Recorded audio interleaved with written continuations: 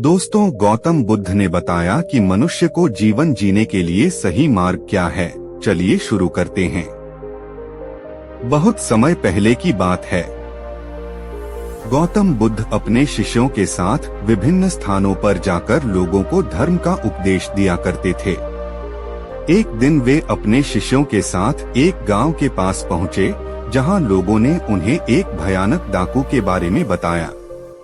उसका नाम अंगुलीमाल था। वह निर्दयता से लोगों की हत्या करता और उनकी उंगलियों की माला बनाकर अपने गले में पहनता था। गांव वालों ने बुद्ध से कहा, भगवान कृपया इस गांव से दूर ही रहें। यहाँ से थोड़ी दूरी पर एक खतरनाक डाकू रहता है जिसे अंगुलीमाल कहते हैं। वह बहुत निर्दयी है और उसने कई लोगों की हत्या की है।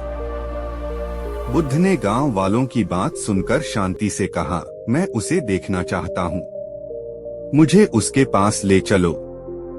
गांव वाले हैरान रह गए और बोले, भगवान वह बहुत खतरनाक है, वह किसी को भी नहीं बख्शता। लेकिन बुद्ध ने अपनी बात पर दृढ़ता से कहा, मुझे उससे मिलना है। बुद्ध का आदेश मानते हुए गांव वाले उन्हें उस स्थान की ओर ले गए जहां अंगुलीमाल का डेरा था। बुद्ध अपने शिष्यों के साथ उस खतरनाक रास्ते पर चल पड़े। जब अंगुलीमाल ने देखा कि कुछ लोग उसकी ओर आ रहे हैं, तो वह अपनी तलवार लेकर उनकी ओर बढ़ा। लेकिन जब उसने देखा कि एक साधु और उसके कुछ अनुयायी उसकी ओर आ रहे हैं, तो वह रुक गया।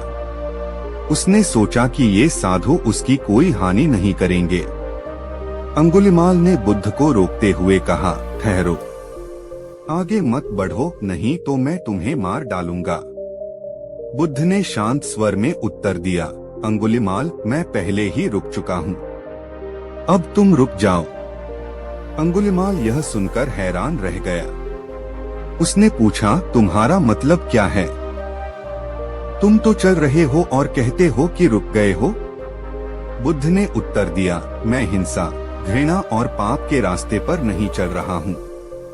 मैं सच्चाई, प्रेम और शांति के मार्ग पर हूँ। लेकिन तुम अब भी हिंसा और पाप के मार्ग पर चल रहे हो, इसलिए मैं कहता हूँ, रुक जा। अंगुलीमाल बुद्ध की बातों से प्रभावित हुआ। उसे अपने जीवन के बारे में सोचने पर मजबूर होना पड़ा। उसने सोचा कि उसने कितना पाप किया है और कितने निर्दोष लोगों की जान ली है। उसके मन में ग्लानि और पश्चाताप की भावना जागृत हुई। अंगुलीमाल ने बुद्ध के चरणों में गिरकर कहा, भगवान मुझे क्षमा करें, मैंने बहुत पाप किए हैं, क्या मेरे लिए कोई उद्धार है? बुद्ध ने उसे उठाकर कहा, अंगुलीमाल कोई भी व्यक्ति अपने पापों से मुक्ति पा सकता है यदि वह सच्चे मन से पश्चाताप करे और सच्चाई, अहिंसा और प्रेम के मार्ग पर चले। तुम भी अपने पापों का प्रायश्चित कर सकते हो।